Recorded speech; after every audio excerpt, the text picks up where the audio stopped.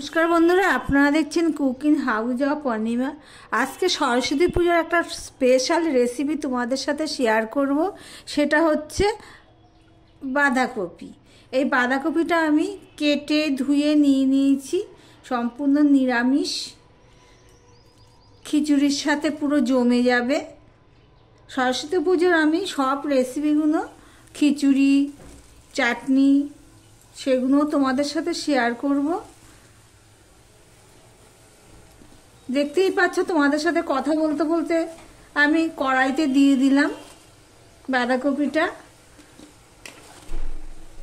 এটা আমি সিদ্ধ হতে দেব। দেখো বন্ধুরা, বাঁধাকপিটা অনেকটাই কমে গেছে। আমি এর সাথে আরও একটু বাঁধাকপি দিয়ে দিয়েছিলাম। এবারে এর মধ্যে আমি নুন দিয়ে দিচ্ছি।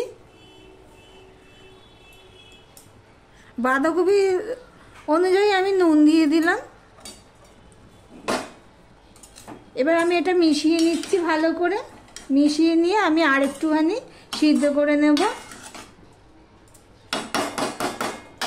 আমি ঢাকা দিয়েই সিদ্ধ করে নিচ্ছি।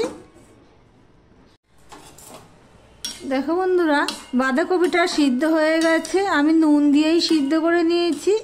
এবার আমি এটা একটা পাত্রে তুলে নেব। গ্যাসটা আমি অফ করে দিলাম। বাঁধাকপিটা তুলে নিয়ে আমি এখানে সাদা তেল দিয়ে দিলাম।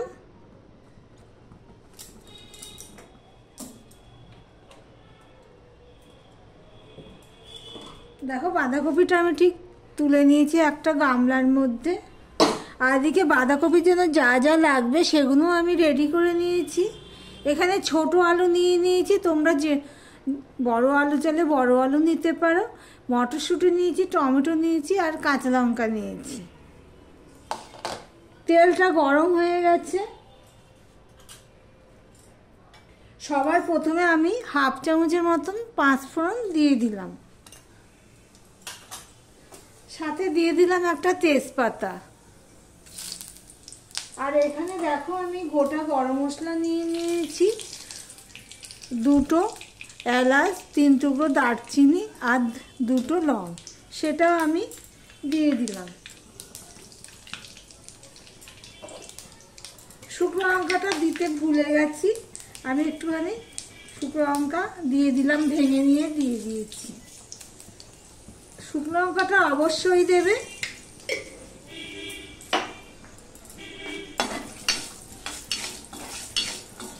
যারা এই পর্যন্ত ভিডিওটি দেখছো, লাইক দিতে ভুলে গেছো, চট করে একটা লাইক দিয়ে কন্টিনিউ করো। ফোড়নটা আমার হয়ে গেছে। এবারে যে আলুগুলো কেটে রেখেছি সেগুলো আমি দিয়ে দেব। ভিডিওটা স্কিপ করো না।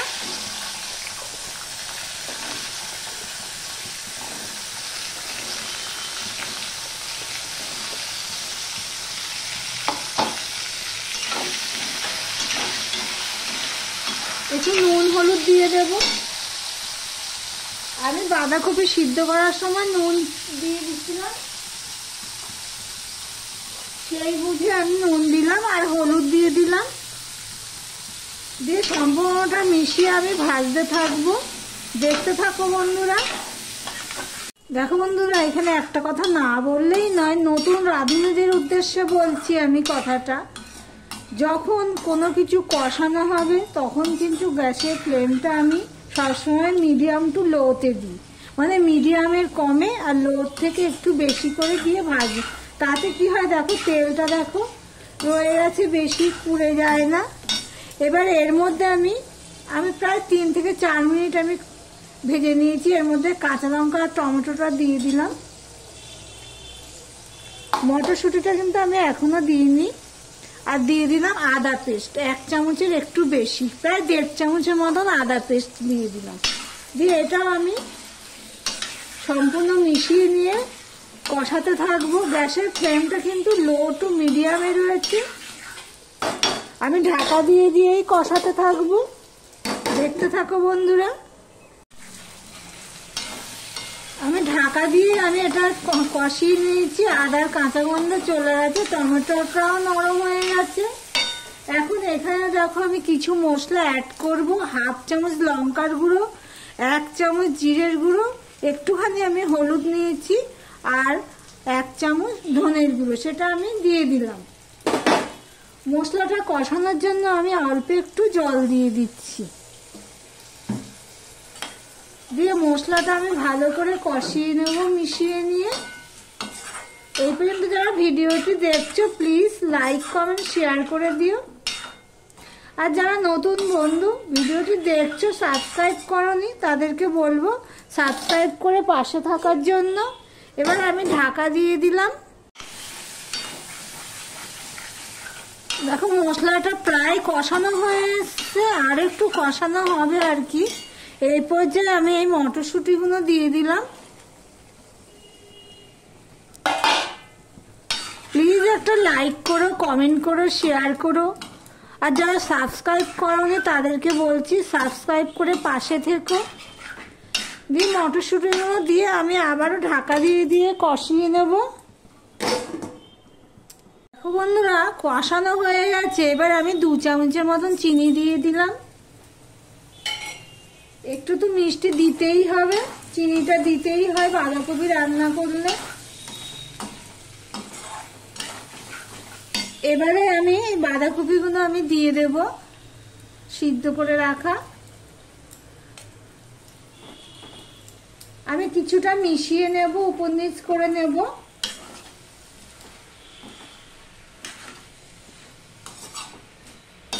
দিয়ে বাদ বাকিটা আমি দিয়ে দিলাম।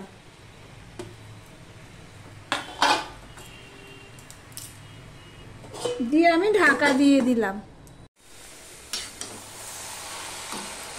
তখন তো ওইভাবে দিয়েছি, দেখতেই পেয়েছো কিভাবে দিয়েছি। এবার সম্পূর্ণটা আমি ভালোভাবে মিশিয়ে নেব। মটরশুঁটি, বাঁধাকপি, আলু সবগুলো ভালোভাবে আমি মিশিয়ে নেব। আমি ঢাকা দিয়ে প্রায় 3 থেকে 4 মিনিট রেখে দিয়েছিলাম। দেখো কতটা জল বেরিয়ে গেছে বাঁধাকপি থেকে। বাঁধাকপি থেকে জল ছিলই না, তবুও এবার আমি আর ঢাকা দেব না, যেহেতু আলুটা সিদ্ধ হয়ে গেছে। এইভাবে আমি রান্না করতে থাকবো। দেখো বন্ধুরা বাঁধাকপিটা প্রায় হয়ে এসছে। আমি ঢাকা দিয়ে দিয়েছিলাম। আমার ভিডিওটি যদি ভালো লেগে থাকে প্লিজ একটা লাইক করো আর শেয়ার করে দিও।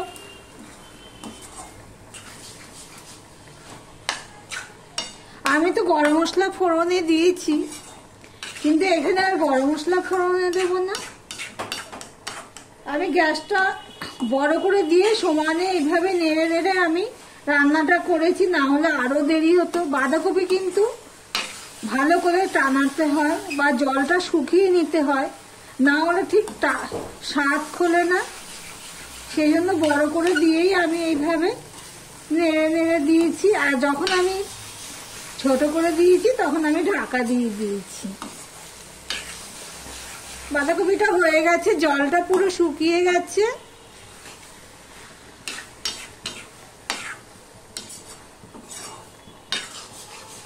জলটা পুরো শুকিয়ে গেছে। এবার আমি এর মধ্যে দিয়ে দিচ্ছি ধনেপাতা। এই ধনেপাতাটুকু আমি দিয়ে দিলাম।